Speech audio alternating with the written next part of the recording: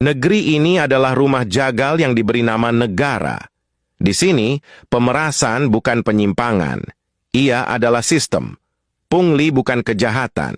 Ia adalah prosedur. Korupsi bukan aib. Ia adalah syarat masuk lingkar kekuasaan. Para pejabat berdiri bukan sebagai pelayan, melainkan algojo berdasi, menghisap rakyat dengan senyum formal dan pidato palsu tentang pengabdian. Hukum di negeri ini bangkai yang masih bernapas. Ia diperkosa setiap hari di ruang sidang, dijual per pasal, ditimbang dengan uang, lalu dibuang ke tong sampah ketika tak lagi menguntungkan.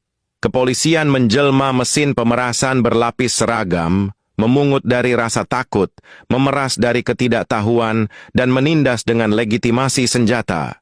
Yang miskin diinjak, yang kaya dipeluk. Rumah sakit berubah menjadi tempat penyiksaan modern, nyawa ditahan sebagai sandera, obat sebagai alat tawar, dan pelayanan sebagai ancaman terselubung. Kau sakit, bayar. Kau miskin, tunggu mati.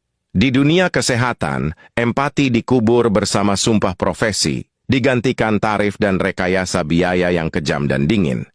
Pendidikan, yang katanya suci, adalah kebohongan paling menjijikkan. Sekolah dan kampus menjadi pabrik pungli, tempat masa depan diperas sejak kanak-kanak.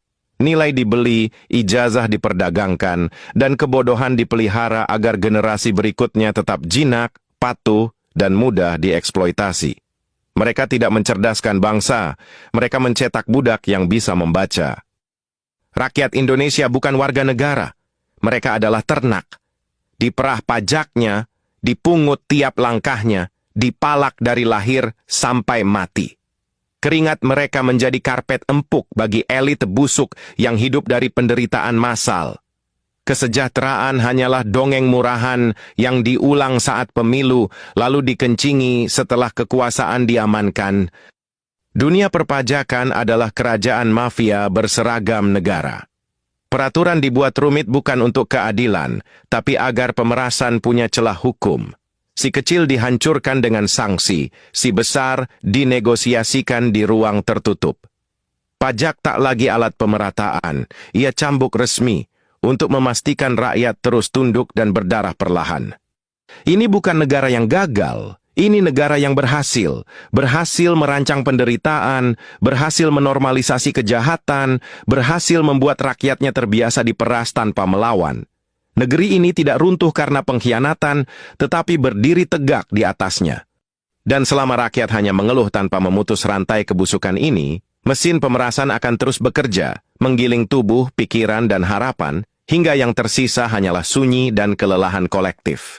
Kesimpulannya, ini bukan sekadar negara yang bermasalah, melainkan sistem pemerasan yang